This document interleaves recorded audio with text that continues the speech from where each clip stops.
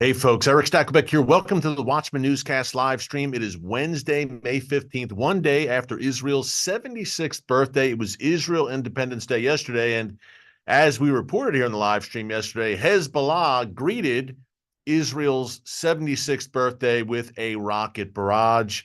A few Israeli soldiers were wounded in yesterday's barrage. One Israeli civilian was killed. And now Hezbollah has followed up once again today, some 60 rockets hitting Israel. Now, before we get into that, today's barrage came on the heels of a major elimination by the IDF of a top Hezbollah field commander. Folks, here's some of the breaking details from the Times of Israel, just reading this straight off my phone. And welcome to everyone who is joining us from around the world for such a time as this here on the Watchman Newscast live stream. Okay, the big story today.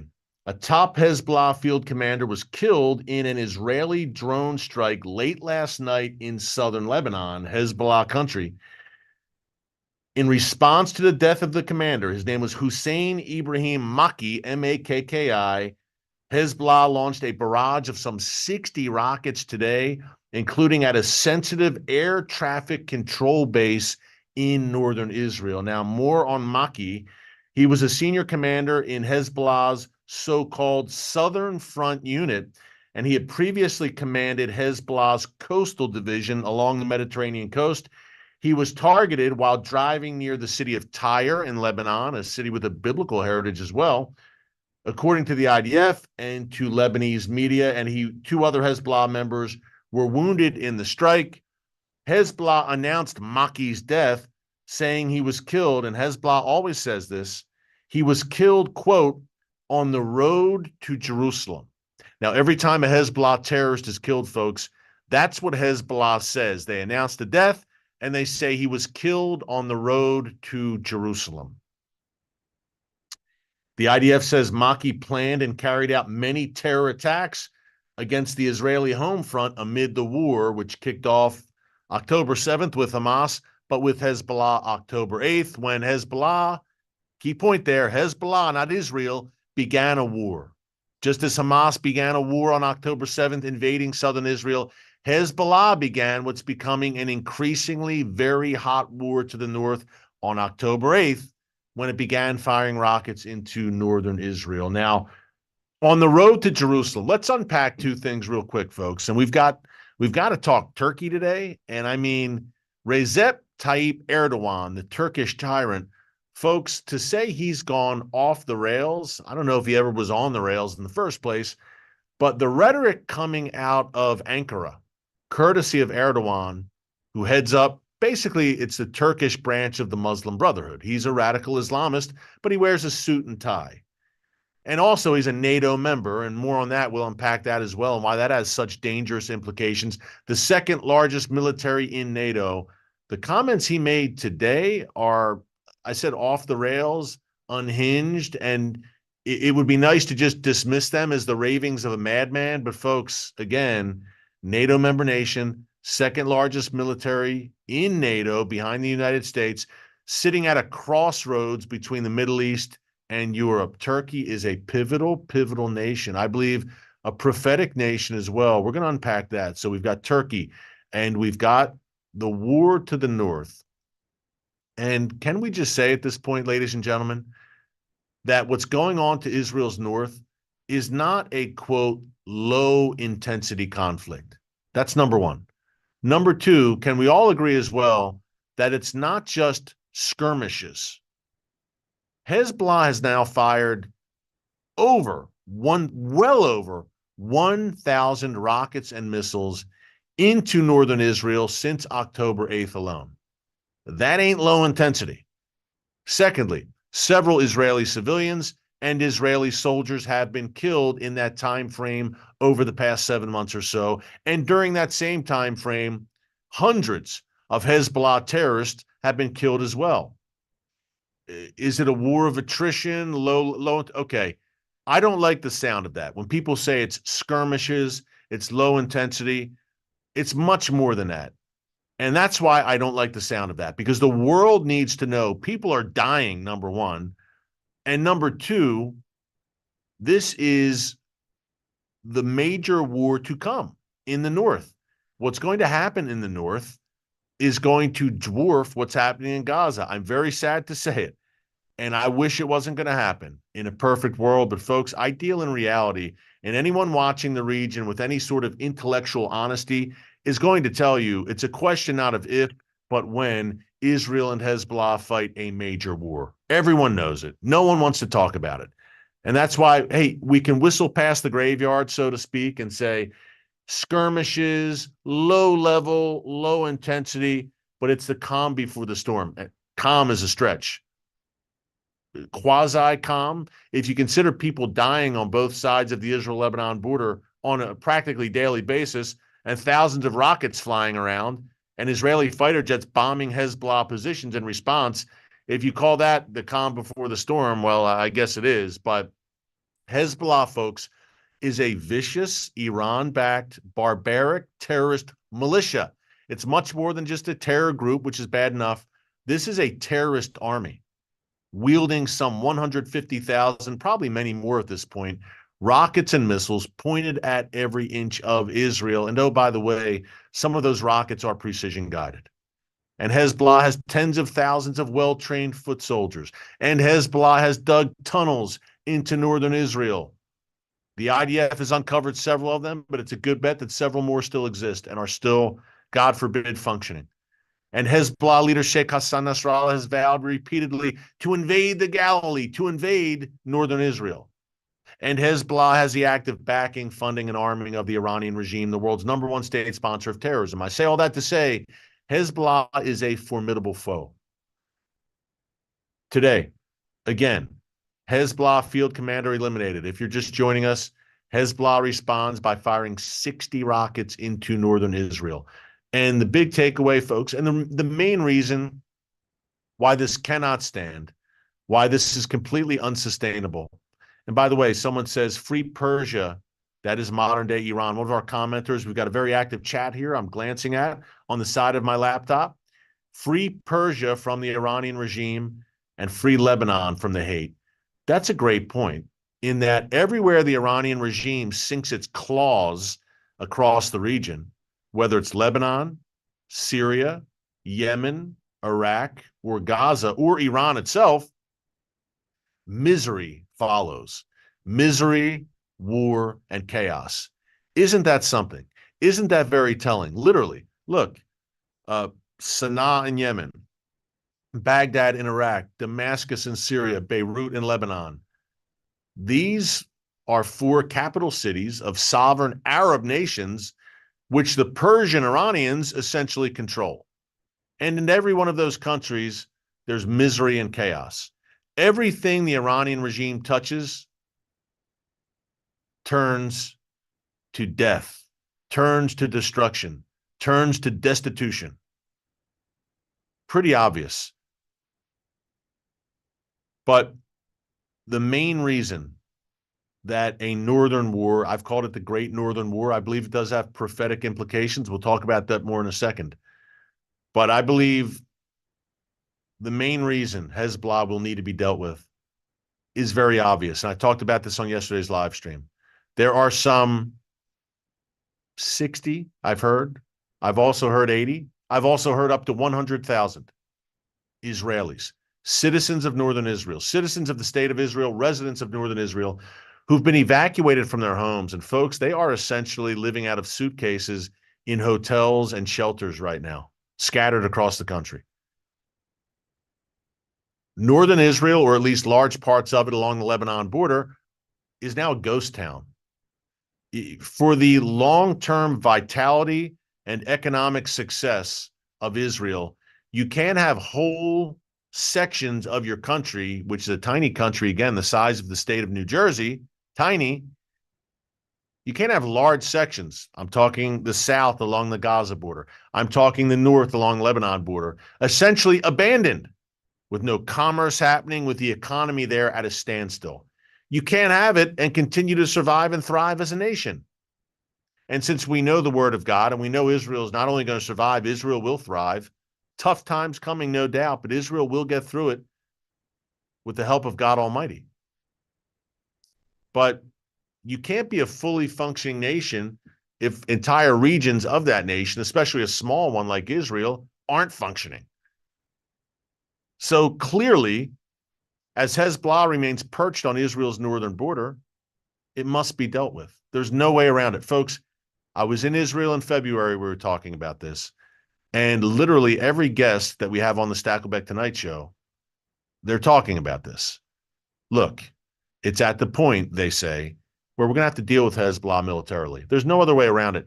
Do you really think, ladies and gentlemen, and please leave a comment if you believe this way, if you believe this. We have very active chat. I love to get everyone's opinions here on the live streams. Does anyone out there really believe that the UN will succeed in convincing Hezbollah to back away from the Israel-Lebanon border? Do you really think Hezbollah will be convinced by the UN to back up some 20 miles beyond the Litani River in Lebanon? Let's get serious. Hezbollah has invested so much in establishing that forward base on Israel's northern border over the past 2 decades that they ain't going anywhere without a healthy push from the Israel Defense Forces. And what you're seeing now, every day I'm reporting on this, folks, here in the live stream. Exchanges between the IDF and Hezbollah, people killed. What you're seeing right now is the run-up to what everyone knows is coming. No one wants to see it. And Israel wants to avert such a war too. And Israel certainly doesn't want to fight on 2 fronts. And Israel wants to deal with Hamas and Rafah before it turns its sights to Hezbollah. But that day's coming because you can't. The residents of the north, what would you do if you lived in northern Israel? Would you return home if Hezbollah was still there with every intention of carrying out October 7th style massacres in the north? And remember, Hezbollah is many more magnitudes more dangerous than Hamas. Of course you wouldn't go back. You need a lot of convincing. And the only way that convincing is going to happen is if Hezbollah is weakened and pushed away from that border area. And right now that's not happening. They're weakened to a degree for sure along the border area. Yes, Israel has eliminated several top commanders. They've hurt Hezbollah, no doubt. But Hezbollah doesn't show signs of packing up their bags and heading the other way and heading some 20 miles from that border, needless to say. What do you think? Do you think that there's a diplomatic solution here? God willing, in a perfect world, of course. But in Hezbollah, you're not dealing with people who are too keen on diplomacy and dialogue and trying to get along and coexist, as those bumper stickers say here in the United States, I see so many of. No. Hezbollah understands force. The Iranian regime, Hamas, understand force. And it's a sad fact, but in the world, throughout thousands of years of history, there are evil men and evil regimes and bullies who will not be convinced with promises and we'll give you this if you just leave us alone. Appeasement. We will give you whatever you want. Just don't hurt us. It never works. Folks, what's the reaction of that bully? Oh, yeah, give me that. And now that I see you're weak and you don't want to stand up to me, I'll take even more and even more and even more. I bring you the run-up to World War II. I bring you Hitler's Germany. It's exactly what they did, piece by piece by piece. Then all of a sudden, there was a blitzkrieg into Poland. And the world was turned upside down. We're in a 1939 moment today. By the way, tomorrow, Vladimir Putin is in Beijing meeting with Xi Jinping. Today, the head of Russia's gas company, Gazprom, is in Iran meeting with Iranian officials. Folks, it's a gathering storm. China, Russia, Iran, and North Korea. And Turkey would love to join. More on that in a minute. But if we aren't awake and alert to this, especially as the body of Christ, as spirit-filled believers who are supposed to have the Holy Spirit and discernment and wisdom and clarity. Hey, the book of Hosea says, my people are destroyed for lack of knowledge. As believers, that shouldn't be a problem for us. And yet, I see large chunks of the church seemingly asleep and not wanting to deal with it. Hey, it's very easy to be an ostrich and bury your head in the sand. I get it, but we don't have that luxury. For me, as a follower of Jesus, I always cite that verse where Jesus said, until I return, you just sit there on the couch, you eat some chips, and you wait for me. Remember that one? No. In all seriousness, Jesus said, as his followers, we are to go, be proactive, be active, go and make disciples of all nations. And go and be watchmen, I'm saying, go and be watchmen and women on the wall as much as we can and be ambassadors for Christ, salt and light in the darkness. We're not called to just sit there and do nothing. The Lord wants us to be active until he returns and go about doing his business until he returns. That's what we're trying to do here in the channel. And hey, if you like what you're hearing, be sure to subscribe. If you haven't subscribed yet, we'd love to have you here. We have nearly 1 million subscribers now for such a time as this. It's hard to believe. And we also have a great feature that we're building up, premium membership here on the channel. Now you can click join on it's right under the title here. I see it on today's live stream. And a few good things about that. Number one, you support the channel, which is great. Number two, we are going to start premium live streams, where during those premium live streams, it'll be questions, answers, a little more intimate, a little more conversational. Our first premium live stream is next Thursday, May 23rd. So, hey, sign up, join us as a premium member. We're going to have these every month. We have one lined up in June as well. And that's going to be fun. We have a lot of fun on these live streams, of course. And hey, if you don't want to be a premium member, no problem. Join us here every day, all good. But if you want a little bit more, and we like to reward our loyal subscribers and loyal viewers who are with us on a consistent basis, the watchmen and women on the wall, we'd love you to join as premium members. Number one, we've got the premium live stream that we'll be doing now, which can be a lot of fun. Again, a little more intimate, a little more back and forth conversational, which can be really cool. And secondly, the Stackscast, my brand new podcast, the video version of that, which is extended. We've got an audio version. You can subscribe, Spotify, Apple, but we do a longer version on camera with the guest. Some very big names from Hulk Hogan to Willie Robertson of Duck Dynasty, the actor Lucas Black we have on this week, who left Hollywood to follow his faith, and just some amazing people on the podcast, folks. Fascinating people, fascinating testimonies. And that also will be a feature for our premium members. You'll get the Stackscast podcast, or vodcast, I should say, and that premium live stream. Some very good stuff. Again, just click join here on the homepage. This is something new we're doing, and there'll be some gear, Watchman gear, Stakelbeck Tonight gear. That'll be coming down the pipeline as well. We're discussing some cool, fun things with our team. So if you're interested in premium membership, just click on join here on the homepage. And of course, subscribe if you have not yet. Okay. We have to talk Turkey, and it's not even Thanksgiving. It's anything but. Recep Erdogan not giving thanks, quite the opposite, we could say, giving bile, giving venom to the world and to Israel in particular. Okay, a little bit of background here.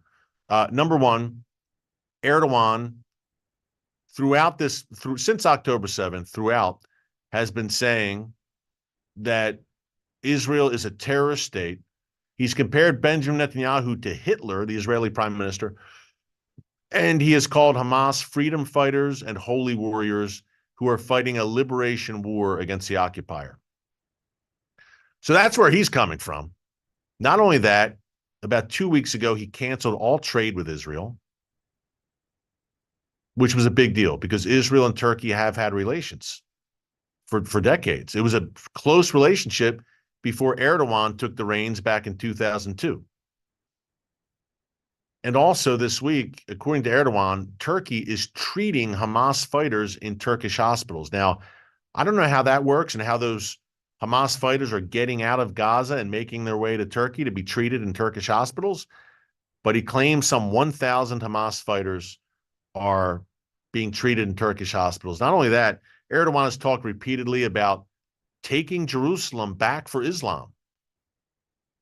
This is a dangerous individual. I mentioned at the top, NATO member nation, second largest military in NATO. This is a dangerous individual, folks. He's been in power now for some 22 years. He's gradually consolidated power and eliminated and imprisoned his enemies.